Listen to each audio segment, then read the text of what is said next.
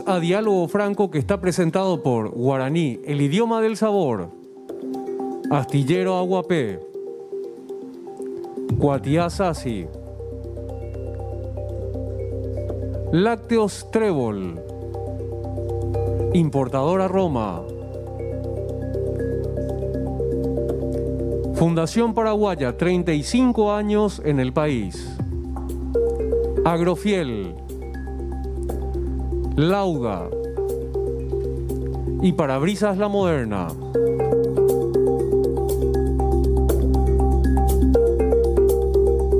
Muchas gracias, muy buenas noches, queridas amigas, amigos. Comenzamos un programa más de Diálogo Franco. Una semana crítica. Este domingo oficialmente se inicia la Semana Santa con el Domingo de Ramos y con él toda la Semana Santa.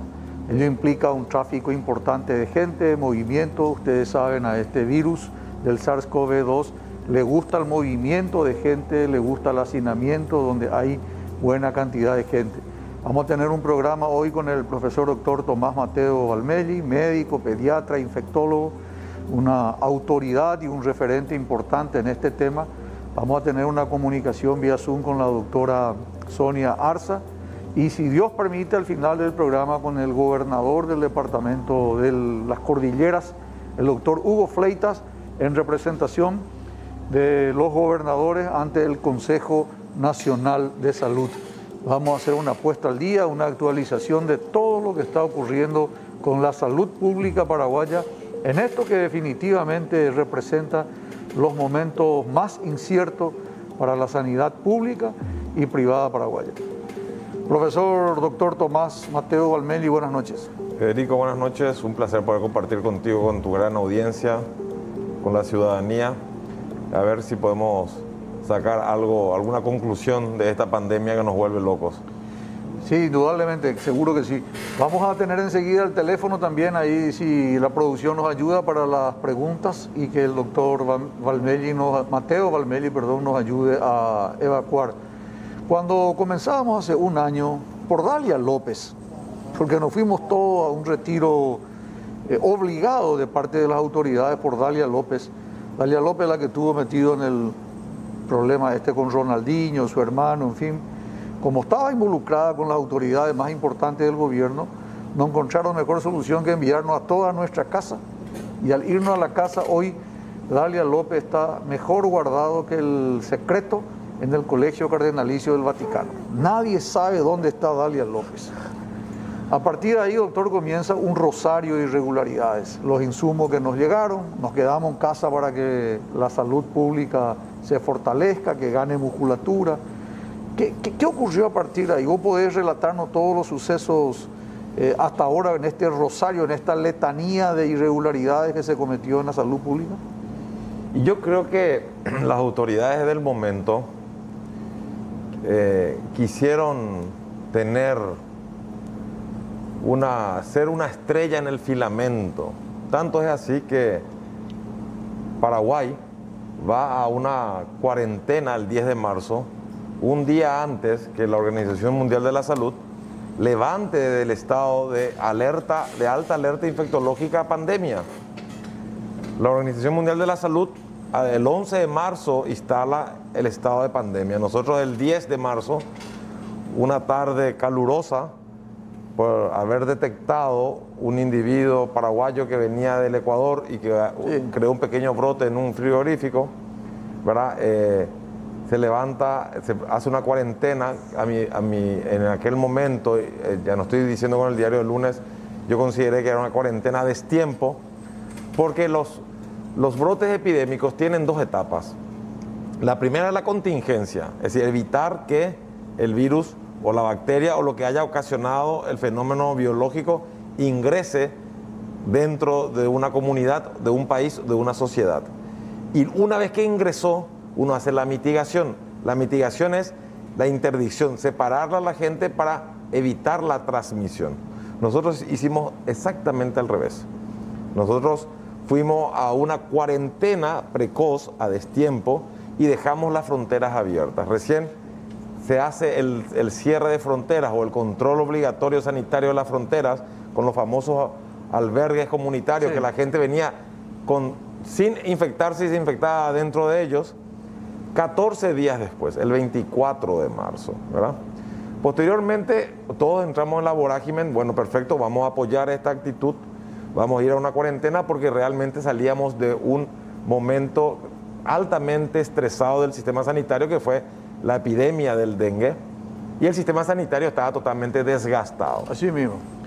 Y con la confianza de que se iban a comprar los equipos de protección individual, y obviamente después de 3 meses, el 28 de abril nos enteramos que estas fueron compras que no fueron fraudulentas, que se hicieron contrataciones y adelantos que no correspondían con lo indicado en el pliego petitorio. Hicieron perder 6 meses, doctor.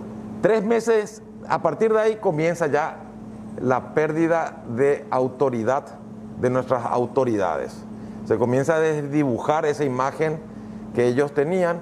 Veíamos que no había circulación comunitaria, teníamos 2, 3 casos. En aquel entonces sí, la Dirección de Vigilancia era capaz de hacer la trazabilidad. Claro, tenían 3, 4 casos, ¿verdad? Ahora que tenemos 30.000, 40.000, 50.000 casos activos, nadie hace la trazabilidad. Es decir, vos te vas a un local, te piden tu número de cédula, tu número de teléfono, tu nombre, tu apellido, en qué trabajas, pero si vos te infectás, no te avisan nada. No te avisan, y vos tenés que avisarle a la gente con quien estuviste en contacto en las últimas 48 horas, cuando eso es una obligación de la Dirección de Epidemiología, donde ellos tienen que decir, doctor, Tomás Mateo, usted se infectó, ¿dónde estuvo en las últimas 48 horas y con quién estuvo? Y hacer ellos el contacto con esas personas. Claro. Eso se llama trazabilidad. Acá no, acá queda a cargo del infectado o del enfermo. Imagínate un enfermo hospitalizado avisándole a sus amigos, familiares, compañeros de trabajo, dónde estuvo en las últimas 48 horas. Es lo último que pensás.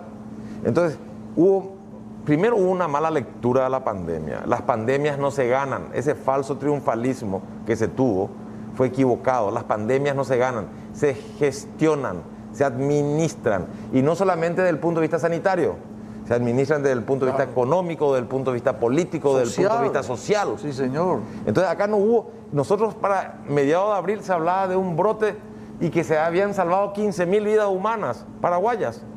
Sí, así se nos dijo. ¿Verdad? Y eso no es lo peor. Después de todas las desprolijidades que hubieron en las compras de equipos... ¿Te acordás la muestra insuficiente de materiales de la reacción de cadena de polimerasa, el hisopado, que eran insuficientes? Después la falta de los medicamentos, el atracurio, el midazolam, la falta de respiradores. Le prohibían a los laboratorios privados hacer la prueba de PCR. Se quería concentrar todo en el laboratorio central. Una locura. Siendo los que están salvando la plata son los privados, cobrando y obviamente recibiendo un beneficio económico, que es lo que ellos buscan, aparte de ayudar a la ciudadanía, buscan una remuneración económica, como es natural en un país democrático de libre mercado. Ellos están salvando la plata. Hoy estamos haciendo 6.000, 5.000 test por día, pero vienen del sector privado, no del sector público. Es decir, hubo una mala lectura, una mala administración el año pasado, un falso triunfalismo. Imagínate, nosotros tenemos el pico del año pasado, en septiembre, que no fue ni pico, piquito, sí, ¿verdad? Después de 5 días se levantan todas las fases. En pleno pico, el 5 de octubre se levantan las fases. Es decir, justamente al revés de lo que se tenía que hacer. En los picos vos tenés que retrotraerte, evitar la interacción, ¿verdad? Claro, el contacto. Y fue la oportunidad sublime, magnámina que tuvieron las autoridades sanitarias de realmente hacer un sistema sanitario donde imbrinquen y sean interdependientes para optimizar los recursos humanos y de infraestructura entre el sector público, previsional, privado y universitario, cosa que no lo quisieron hacer. Yo le pregunté al gobernador Hugo Fleitas, vamos a tratar de conversar con él, si se reunieron, y me dicen, nos reunimos una vez en la época de Mazzoleni y ahora otra vez, la segunda vez el Consejo Nacional de Salud. Si tenés tu Consejo Nacional de Salud y no le reunís, no le comunicás, no escuchás las sugerencias, sobre todo la Facultad de Medicina, que es importante. Cuando llegamos a todo esto, doctor Mateo, se suma finalmente la situación actual. Tenemos hoy 98, 99% de los hospitales públicos y privados saturados, porque ya los pacientes del sector público fueron admitidos al sector privado y la sanidad pública y privada hoy está colapsada. Y previsional. Y previsional. Y tenemos el virus, 7 departamentos del Uruguay ya demostraron que tiene la variante brasilera que está circulando, que tiene algunas particularidades que quiero que le explique un poco a la audiencia de Diálogo Franco, por favor, doctor. Imagínate, Federico, nosotros estamos en la 5ª semana del incremento exponencial de la transmisión del virus, que eso se manifiesta con el alto porcentaje de positivos de los testeados y con un incremento importante del número de individuos infectados que hacen que, obviamente, al haber mayor cantidad de infectados, hay ese porcentaje del 10% que enferma, ocupa una cama de un hospital y, obviamente, un 1 o 2% va a terapia intensiva y con las pocas camas que tenemos, que nos sobrepasan las 400 para COVID, tenemos colapsados los hospitales, porque acá no hay un sistema sanitario, son hospitales preparados para contener el COVID, no es un sistema sanitario. ¿Por qué no se puede saber si tenemos no ese virus brasilero y cuáles son los inconvenientes de esta variante? Tengo yo entendido, que yo hablé con varias autoridades sanitarias, que ya se mandaron 500 muestras hace 3 semanas al Brasil para hacer la secuenciación, que se llama todos los días, pero que no se tiene respuesta del Brasil. Pero el cambio del comportamiento biológico del virus te hace, no te puede confirmar, pero te hace asegurar de que nosotros tenemos la cepa brasilera y no una de ellas, varias de ellas, y a lo mejor tenemos otra cepa. ¿Quién te dice que no tengamos la cepa californiana? ¿Y quién te dice que un individuo paraguayo con la coinfección de 2 cepas no haya hecho ya una nueva variante, se llama cepa paraguaya? Lo que pasa es que no tenemos la demostración científica de la secuenciación, pero el comportamiento del virus, desde el punto de vista epidemiológico, con el incremento de la transmisión y desde el punto de vista clínico, que está afectando en forma más severa a un grupo etario más joven, porque vos tenés que ver que el 20 al 25% de los que están falleciendo ya están entre los 40 y 59 años.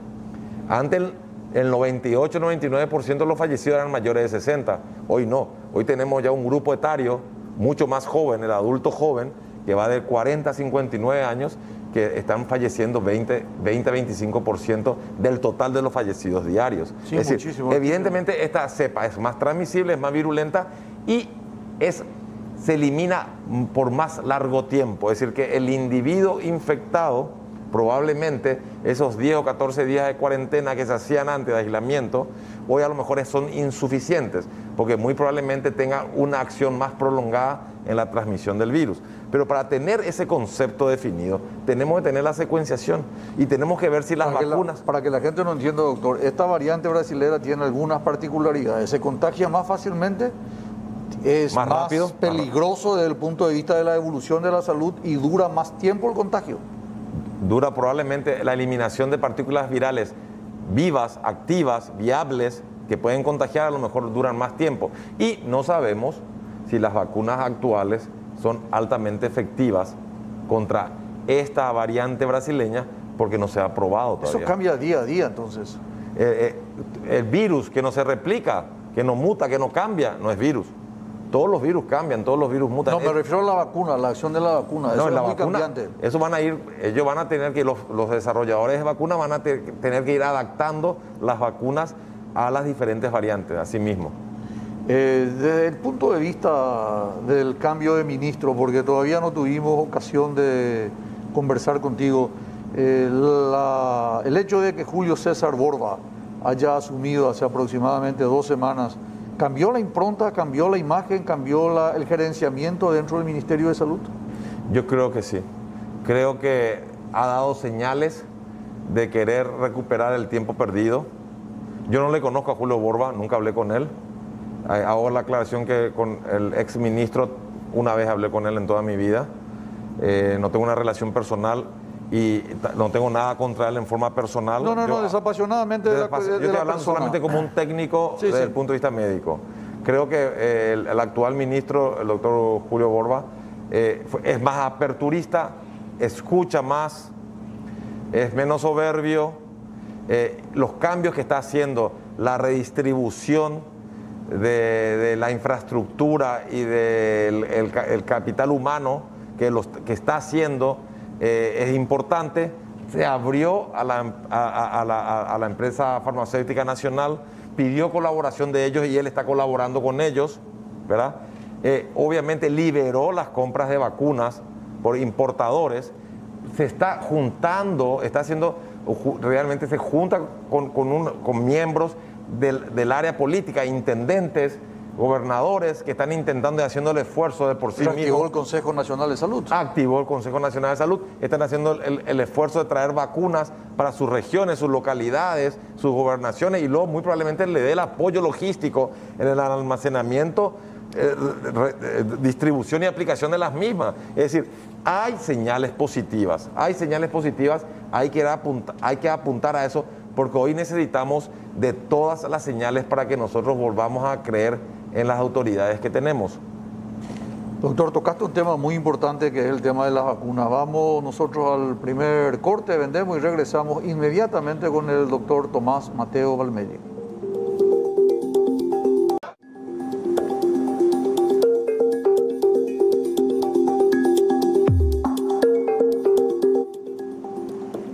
Estamos de vuelta en este diálogo franco, hoy con la presencia del profesor doctor Tomás Mateo Valmelli. Debido a las recomendaciones que tenemos del Ministerio de Salud y a fin de evitar también la aglomeración acá, vamos a tener un contacto virtual en un home office con la doctora Sonia Arza. Doctora Sonia Arza, ella es médico, pediatra, infectóloga, estuvo en el programa ampliado de inmunización periodo 2012-2013 y estuvo los 5 años del 2013 al 2018 al frente del país. Doctora Sonia Arza, buenas noches. Recién le veíamos a Sonia, parece que no está ahora. Sonia, ¿está, doctora? No la veo yo.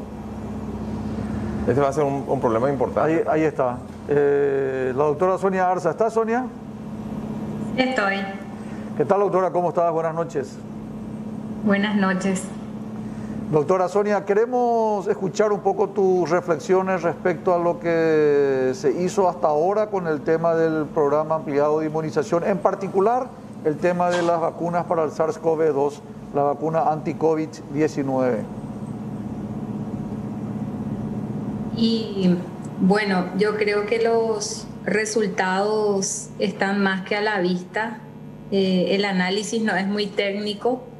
No tenemos las vacunas necesarias y estamos realmente comparativamente en la región como uno de los últimos países que está realizando esa tarea.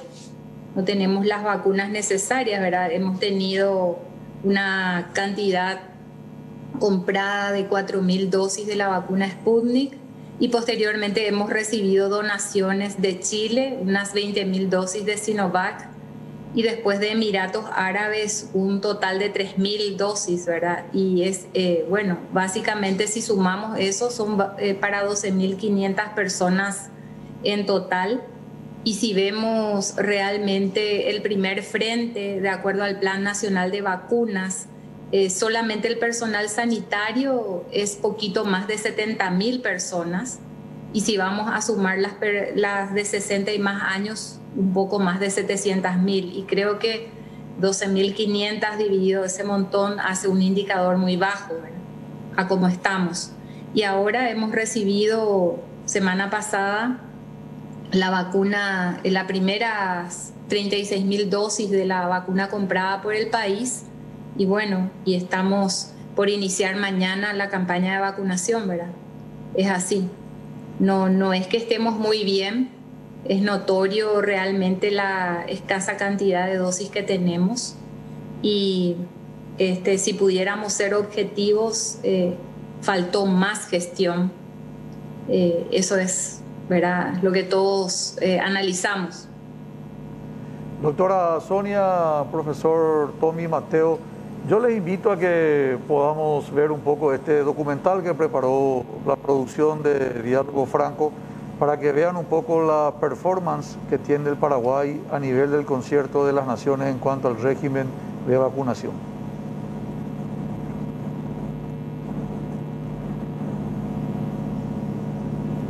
A la cabeza de la vacunación en América Latina.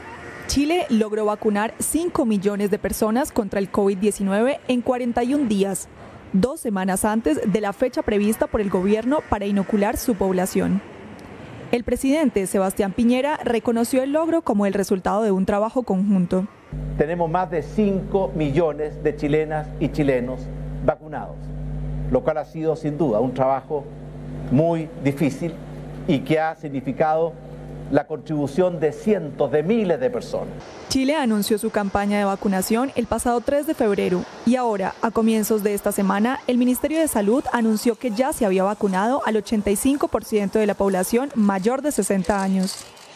El siguiente objetivo del gobierno es comenzar a inocular el próximo 24 de marzo a la población entre 50 y 59 años de edad.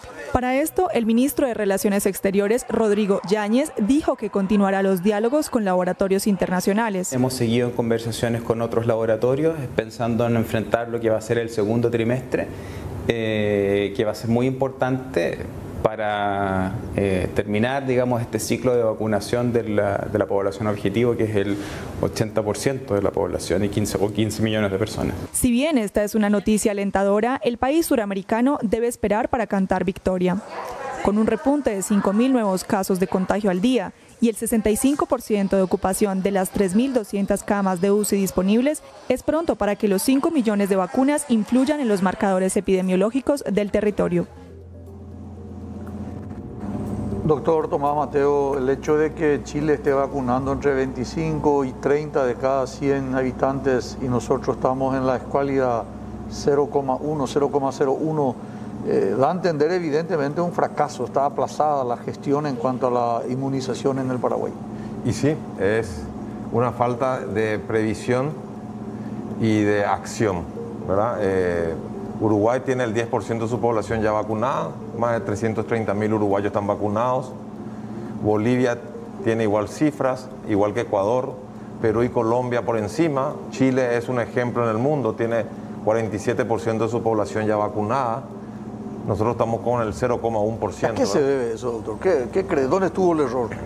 Mira, en primer lugar hay que aclarar que la inmunización tiene como objetivo un objetivo a largo plazo, que es controlar la pandemia. Vos no vas a tener resultados inmediatos después de la inmunización. Uno, porque no se inmuniza toda una sociedad o todo un país en un día. Eso se va haciendo en un largo periodo de tiempo, dependiendo del dinamismo de la logística y del impulso que vos le pongas a aplicar la vacuna. Paraguay está aplicando 100 dosis por día. En cambio, Chile te aplica 40.000, 50.000, 60.000 dosis diarias, ¿verdad? Pero el error en la gestión, en la obtención de la vacuna, ¿dónde está? ¿Por qué nosotros no conseguimos la vacuna? Pero si no se daba el registro sanitario de ninguna vacuna hasta el mes de febrero. Hasta el mes de febrero no había ningún registro sanitario. Nosotros nos casamos con el sistema COVAX, y el sistema COVAX es un sistema que frecuentemente tiene errores en la distribución en Latinoamérica y en los países pobres. Y hay muchas cuestiones políticas, como es la OPS, que depende finalmente de la OMS. Nosotros, en vez de tener un abanico de posibilidades y tener importadores nacionales que saben el manejo de cómo se media económicamente para comprar directamente con las desarrolladoras, acá se le puso todo tipo de trabas para que nadie pueda traer la vacuna antes que el sector público. Y el sector público hizo casi nada para hacerse la vacuna. Hoy estamos dependiendo de donaciones nuevamente, sí, como vos me estabas contando, la de Qatar, la de India, ¿verdad? Y esas son las esperanzas que tenemos. Doctora Sonia Arza, más de 7 años al frente del programa ampliado de inmunización, esa autoridad moral que te da al haber estado tanto tiempo, ¿qué sugerís, independientemente de quién esté al frente, qué sugerís como profesional para que se haga a partir de ahora y tener un poco las vacunas que tanta falta nos hacen? Y mira, yo creo que, así como acabó de decir el doctor Tomás, realmente aquí faltó, yo quisiera agregar, ¿verdad? Aquí faltó gestión, faltó visión y experiencia realmente para poder contar con las vacunas. Criticar en este momento, doctor, yo creo que ya es hacer leña del árbol caído. Y como usted dice, ¿qué se tiene que hacer ahora? Y bueno, tomar todos esos retardos que se tuvo, no sé en qué escalafón fue el fallo, yo no puedo saber, porque el programa de inmunizaciones realmente se maneja con un comité técnico asesor de vacunas, está el director del programa de vacunas, está un viceministerio, una dirección de vigilancia encima. Entonces, no entiendo en qué eslabón es que ocurrió esa debilidad, digamos, para tener estos resultados negativos a la fecha de hoy, que si bien estamos teniendo las dosis de vacunas, mayoritariamente son debido a donaciones, y probablemente esta semana, según decían, se traerían otras 64.000 dosis más de la AstraZeneca y después estaríamos recibiendo de vuelta donaciones de Asia. Y bueno, acá lo que queda es realmente recibimos 36.000 dosis de la vacuna AstraZeneca la semana pasada, y de acuerdo a las directivas del Ministerio de Salud, esas 36.000 dosis deben ser utilizadas solamente para la primera dosis del personal sanitario.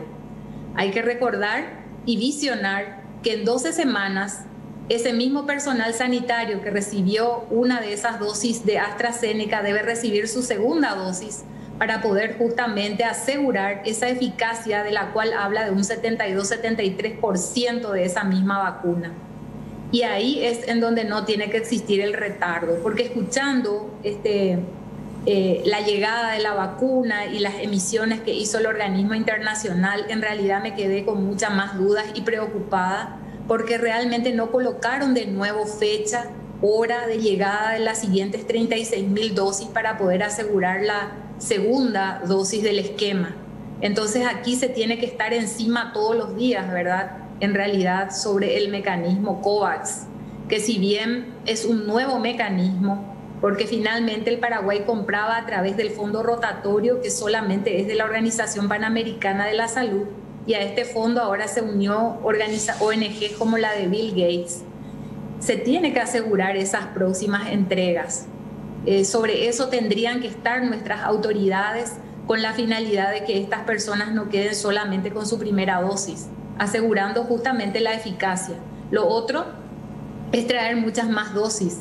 Nosotros necesitamos vacunar a un mínimo poblacional de 80% para poder frenar no solamente la pandemia, sino que las variantes que se están dando del virus, que cada día son mucho más contagiosas y más letales.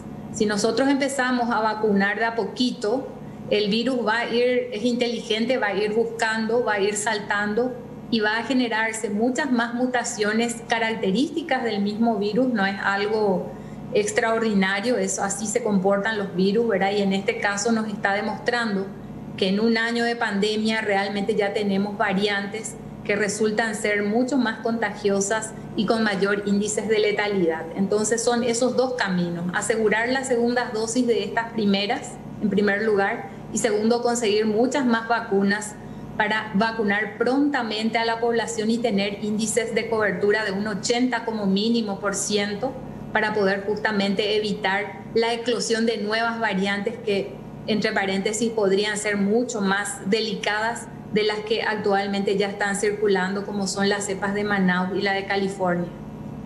Doctora Sonia Arza, muchas gracias por estos minutos, muy amable, muy gentil, doctora, muy gentil, muchas gracias. No, por favor, a la orden siempre. Estuvimos con la doctora Sonia Arza, nosotros vamos a un corte de profesor Mateo y a la vuelta queremos hablar, comienza la Semana Santa.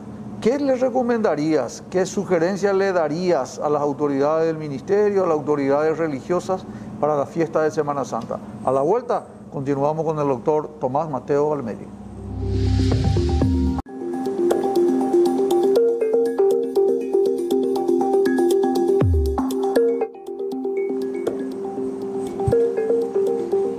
Doctor Tomás Mateo, estamos de vuelta. Comienza el domingo, este domingo comienza el domingo de Ramos oficialmente y con él el inicio del lunes hasta el domingo de Pascua, ¿verdad? Una semana en donde se dan dos situaciones. Se acuden mucho a los templos, más que nunca a la iglesia, los templos están saturados. Y en segundo lugar, la gente va mucho al interior. ¿Qué te suscita esa posibilidad?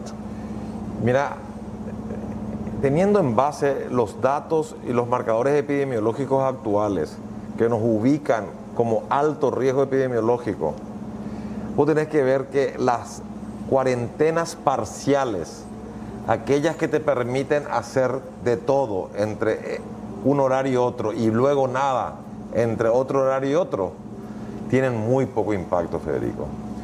Eso es una cuarentena parcial, que es diferente a la cuarentena intermitente. A ver, cuarentena parcial sería entonces tener actividad normal desde las 7 de la mañana hasta las 5 de la tarde. Desde las 5 de la mañana hasta las 20 horas, como es ahora, y después, de las 20 horas hasta las 5 de la mañana, totalmente desaconsejable. Esclavo, no se sale. Entonces esa es una cuarentena parcial que lo que hace es que la gente en menos tiempo tenga que hacer lo que habitualmente lo hacía en más tiempo, con mayor esparcimiento, y hace que la gente se aglomere e interactúe más. Es decir, yo no estoy de acuerdo con una cuarentena parcial de este tipo, donde limita el tiempo de acción de las personas para ir a la farmacia, para ir a hacer deporte, para ir al colegio, para ir a trabajar, para ir a visitar a los abuelos, etcétera, etcétera, etcétera.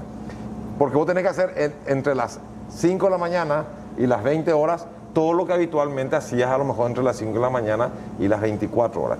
Obviamente que acá tiene que haber una cuarentena que sea intermitente. Dijimos nosotros al inicio que estamos bajando una cumbre con muchas curvas, que van a haber momentos que cuando los indicadores epidemiológicos demuestren que estamos sobrepasados en la respuesta hospitalaria y que tenemos un incremento importante de infectados y no podemos dar respuesta inmediata, tendríamos que ir a una fase mucho más restrictiva. Entonces, eso es una cuarentena intermitente. Te vas 14 días o 10 días, esperas un ciclo biológico, volvés a levantar y volvés a interactuar para darle un poco de respiro al sistema hospitalario. Yo creo que este momento, que es un momento de reflexión, un momento de solidaridad, un momento donde tienen que prevalecer las cosas más dignas del ser humano, que es la Semana Santa, donde el Señor nos demuestra el amor hacia el ser humano. Este es el momento que nosotros también tenemos que hacer florecer esos sentimientos y hacer ese esfuerzo mancomunado, y si es necesario, no llevar el virus de nuestras casas a las casas de nuestros abuelos o amigos en el interior del país y evitar la interacción. Creo que en un momento, yo creo que se justificaría a partir de este viernes hacer una cuarentena estricta hasta el final de la Semana Santa. Así no se impactaría tanto sobre lo esencial que es el trabajo. Sí, a lo mejor habría que darle un apoyo económico a toda la empresa turística nacional, ¿verdad?, que tanto ha implementado y ha invertido y ha soportado durante este año, sí, desde el punto de vista económico, ¿verdad? Y haciendo alusión a una última cosa sobre las vacunas que quedó en el tintero. Sí, sí. Cuanto más tiempo le demos al virus y cuanto más lento nosotros vacunemos, más posibilidad que el virus haga un cambio importante que no sea reconocida por las vacunas actuales. Estamos vacunando mal. Estamos vacunando muy mal. Es decir, no estamos vacunando porque no hay vacunas. Pero cuando tengamos las vacunas, tenemos que vacunar en forma masiva, como lo hace Estados Unidos, que desde el miércoles próximo ya habilita la compra individual de cualquier vacuna en cualquier farmacia a partir de los 16 años y tiene ya un 43% de su población ya inmunizada. Entonces ellos van a salir antes de la pandemia, probablemente en este año. Vos que sabés mucho, ¿por qué crees que te suscita la idea que pudo haber ocurrido para que la salud pública paraguaya no haya autorizado, por ejemplo, el sector privado, a que con más precocidad hayan adquirido las vacunas? Yo creo que ahí prevaleció más lo político que lo sanitario. Como en muchas estrategias que se tomaron durante el año pasado, yo creo que prevaleció, tenía más un tinte político que sanitario. Se cuidaba más el proteccionismo de las autoridades que la realidad de la ciudadanía y del mundo. Yo creo que se retrasó porque se quería, el sector estatal quería contar primero con las vacunas antes que el sector privado, y es algo ilógico, porque si el sector privado trae vacunas y cobra sus vacunas, aquel que puede pagar, es una derogación menor para el Estado, porque va a tener a lo mejor 100.000, 200.000 o 500.000 paraguayos que puedan pagar esa vacuna, que dejan de ser un usufructo del Estado paraguayo. Porque es lamentable, sí, ese fue el razonamiento, bueno, es lamentable. Es que no hay otra explicación, no hay otra explicación. Se le ofreció de todo.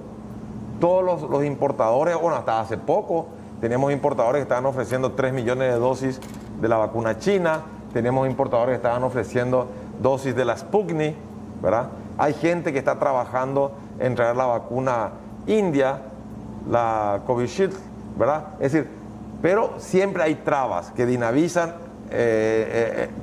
Por favor, en los primeros días de enero, finales de diciembre del año pasado, el Fondo de Inversión Rusa, a través de la Embajada Rusa, dinamiza el registro de la vacuna Sputnik y no se le daba por falta de algunos elementos. Algunas trabas burocráticas. Algunas trabas burocráticas, siendo que en crisis sanitaria o en cualquier tipo de crisis, claro, más te vale. habilitan a utilizar caminos más cortos, siempre dentro de la transparencia y la honestidad. Pero te habilitan. Claro. De hecho, todas las vacunas que nosotros estamos recibiendo ahora fueron habilitadas en forma acelerada, porque si hubiera sido a ritmo normal no hubiéramos tenido todavía. Y claro, ahora sí, en febrero ellos autorizan que cuando agencias internacionales como la EMA, que es la agencia... O sea, le colocaron un palo a la rueda. Continuamente, pero no solamente con las vacunas, con los medicamentos, con el atracurio, con el midazolam, no, que tiene que pasar para la revisión de Dinavisa, siendo que agencias internacionales o laboratorios de gran envergadura, Gamaleya es uno de los laboratorios más importantes del mundo en el desarrollo de vacunas, el laboratorio ruso, y no querían autorizar la Sputnik. Qué lamentable, qué lamentable. Increíble. Tenemos varias preguntas, doctor. ¿Te puedo lanzar ya una rápida ahora antes del corte? ¿Recomendado o no el uso de la ivermectina? Preguntan acá por el WhatsApp. No, yo recomiendo en forma masiva, no como política de salud pública, no, pero es un medicamento efectivo para la ectoparasitosis, piojo, tunga penetran, larva migrans, parásitos intestinales. Es un medicamento que nosotros los pediatras e infectólogos utilizamos muchísimo. Es inocuo, no tiene muchos efectos adversos, se acumula en la grasa. Para el COVID no. No, para el COVID siempre y cuando el médico tratante prescriptor se haga responsable de su receta y del actuar de su paciente. ¿A quién vos le recomendarías? ¿A qué paciente? Por ejemplo, un paciente que está bajo quimioterapia, entonces sí es importante, o un paciente que va a entrar en terapia intensiva por COVID, a lo mejor sí le iniciaría, ¿verdad? Porque la parasitosis masiva puede ser una injuria más que pueda engorrar su estado de salud, ¿verdad? Pero como profilaxis, se ha visto que se necesita 100 veces las dosis terapéuticas eficaces, no tóxicas, o sea, del ser humano. Como profilaxis no, como tratamiento sí. Como tratamiento específicamente para evitar complicaciones en el caso de que ese paciente que está con una tormenta inflamatoria inmunológica pueda complicar con una parasitosis endógena que a lo mejor ni lo sabía que tenía. Tengo otra pregunta, doctor, pero a la vuelta de la pausa quiero que me responda. La vacuna de AstraZeneca produce trombosis. ¿Es recomendable su aplicación? A la vuelta de la pausa nos responde el profesor doctor Tomás Mateo Valmelli. Estamos de vuelta en esta parte final de Diálogo Franco con la compañía del profesor doctor Tomás Mateo Valmelli. Doctor Mateo, preguntan los televidentes si hay anuncios en los medios, en las redes sociales de que la vacuna de AstraZeneca podría haber producido trombosis y que algunos países incluso desaconsejan su aplicación. ¿Cuál es tu opinión al respecto?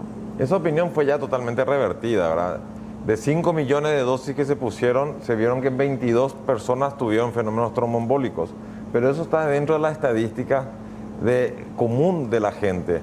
Es decir, en mayores de 75 años, 1 de cada 100 es la proporción normal en las estadísticas globales. Yo creo que estuvo bien Noruega, Dinamarca, Italia, Francia, Alemania, en parar un poco la aplicación. Para eso están estos grupos que se llaman los grupos que controlan los efectos supuestamente atribuibles a la vacuna, SAVI, ¿verdad?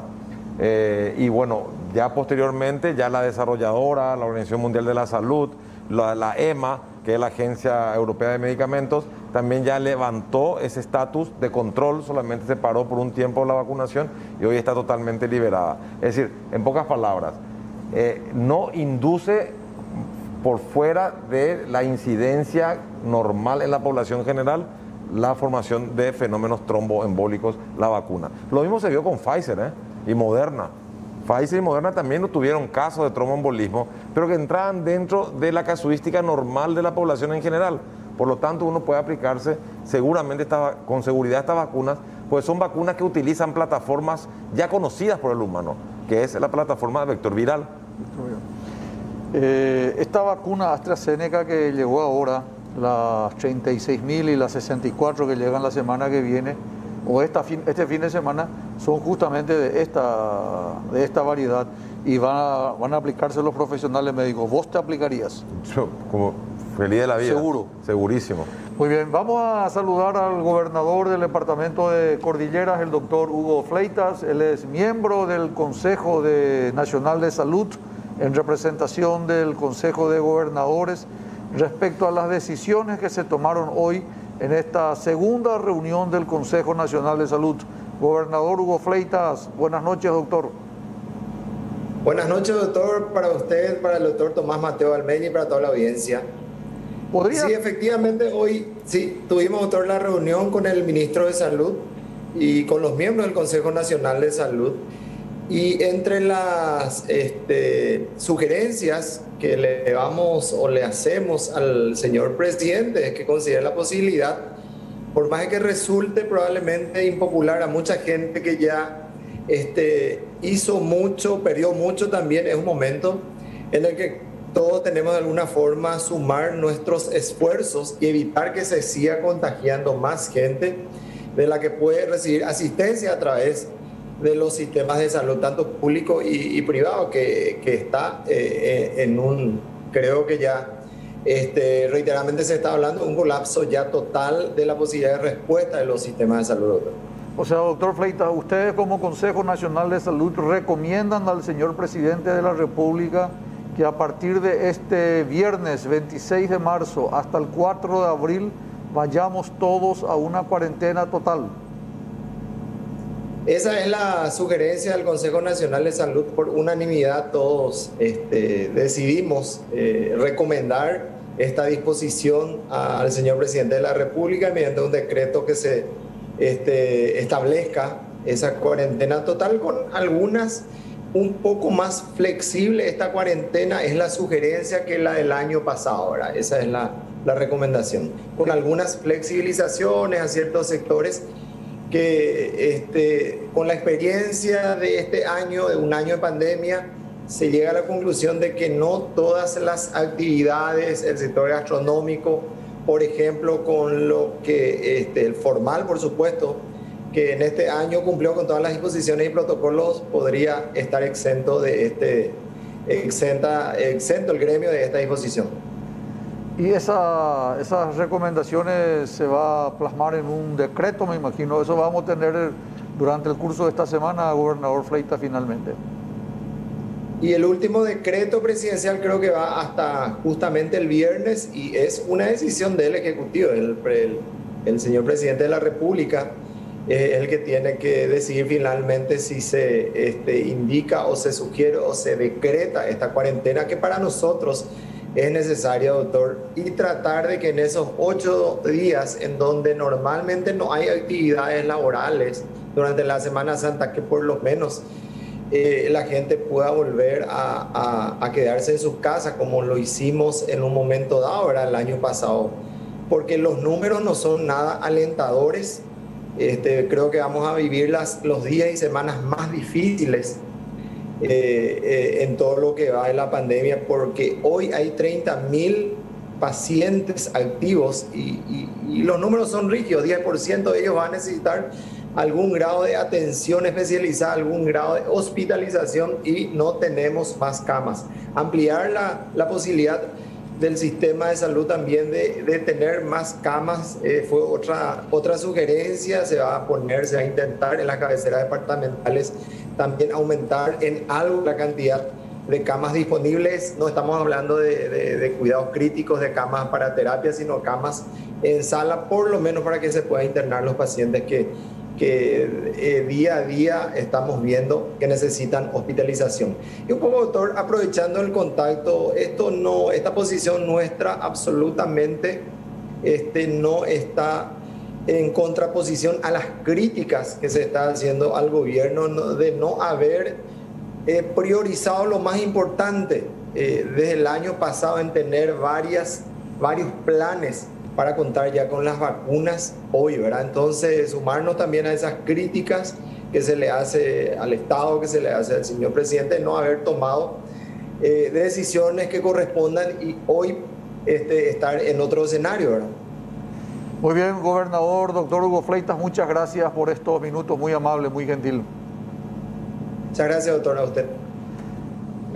Doctor Tomás Mateo, tenemos estas declaraciones del gobernador Hugo Fleitas, recomiendan a partir de este viernes hasta el 4, sería, hablando mal y claro, este viernes víspera de Domingo de Ramos, hasta el 4, que sería el domingo de Pascua, encierro total. ¿Estás de acuerdo con esas recomendaciones? Si se cumplen en todos los espectros y aspectos. O sea, para vos sin concesiones, sin ningún tipo de flexibilización. Yo creo que los gastronómicos pueden funcionar porque creo que no se ha demostrado en ningún caso que hayan sido focos de brotes, ¿verdad? Pero creo que es un momento donde la gente va a estar más tranquila, ¿verdad? Y esto va a dar un pequeño respiro a los hospitales que están sobrecargados. Hoy ya en una habitación se internan 2 y 3 pacientes, eso es una realidad. Pero el gobierno nos tiene que dar algo a cambio. Hagamos el esfuerzo, pero ¿qué nos dan a cambio? Vamos a ir estos 10 días a una fase 0 y muy probablemente apoyemos a la gente, a las empresas, al entretenimiento, al turismo que va a ser afectado, ¿verdad? Con una ayuda económica, en primer lugar. No debemos olvidarnos que ese fue el grupo de personas trabajadoras más afectadas, igual que los gastronómicos. Y en segundo lugar... O sea, con una responsabilidad social. Claro, con responsabilidad social. En segundo lugar, que nos den algo a cambio. ¿Qué van a hacer? Van a ampliar 200, 300 camas en estos días que vamos a fase 0. Van a traer más vacunas. Es decir, la vacuna no es la solución inmediata, pero es la solución a largo plazo. Pero la inmediata ahora es poder dar respuesta hospitalaria. Van a tener ya más medicamentos, no van a faltar sueros, no va a faltar Trecurio, midazolam, furosemida, antibióticos y una cadena de medicamentos que hasta hoy día todavía los familiares de los pacientes enfermos en los hospitales públicos están pagando de su bolsillo. La doctora Yolanda González, directora del Hospital Nacional de Itagua, decía que van ingresando, por ejemplo, dijo un número, 120 personas ingresaron y murió aproximadamente el 30% de esos 120. Estamos hablando de 36 personas que fallecieron, muchos de ellos jóvenes. Esta característica de esta nueva cepa es también la de atacar con más virulencia a los jóvenes. Sí, es lo que estamos viendo. 20-25% de los muertos diarios están en el grupo etario más joven, entre 40 y 59 años, que antes no veíamos. Antes no escuchamos, era la excepción a la regla, ahora cada vez se hace más frecuente, lo que indica que el cambio del comportamiento del virus, desde el punto de vista epidemiológico, en su alta transmisión, porque hay mayor afectados, y en la severidad, porque gente joven, sin comorbilidad, está siendo afectada severamente, nos asegura, por más que no podemos confirmar, nos asegura de que esta cepa brasilera es más virulenta, más transmisible, y va a causar grandes caos, no solamente acá, sino en el Uruguay, acordate. Este debe ser de un colega, por los términos que utiliza, de 34 fallecidos, 25 son personas jóvenes, son personas mayores de entre 50 y 70 años, en su mayoría varones. ¿Tiene una predilección el SARS-CoV-2 por los varones? Y estamos viendo eso, probablemente porque el varón sea más, esté más en contacto, sale más a trabajar, es más indisciplinado, inflige más las leyes, la mujer es más sensata, más tranquila, piensa más en su papá, en su mamá, en sus hijos, en su esposo. La mujer, obviamente, y más la mujer paraguaya, ¿verdad? Que es una mujer especial dentro del universo por su alto grado de responsabilidad que le cupo vivir durante la historia del Paraguay. Pregunta por último si el hecho de que hayan fallecido más jóvenes, o sea, adultos de 50 a 70 años, varones de sexo masculino, requieren más la aplicación con mayor urgencia la vacuna. Totalmente de acuerdo. Más que las mujeres. Esa es la gente que está en plena vida laboral activa, sí, de 40 a 60 años. Esos son los que están todo el día en la calle buscando el pan nuestro de cada día para llevar honestamente a su casa. Y esa es la gente que hoy se está infectando y se está enfermando severamente y está necesitando una cama de hospital para tener una hospitalización y una respuesta sanitaria inmediata. Doctor Tomás Mateo, tenemos que entregar la programación. Muchas gracias por tu presencia y a cuidarnos, no nos queda otra. No tenemos vacuna, entonces la vieja vacuna, la usanza paraguaya, lavado de manos, uso de barbijo, distanciamiento social físico y una semana en la casa. Le agradezco a Diego, le agradezco a Francisco, gracias doctor Tomás Mateo y le agradezco a nuestro jefe de cabina, Cristian Vázquez. Si Dios permite, retornamos el próximo lunes con más Diálogo Franco.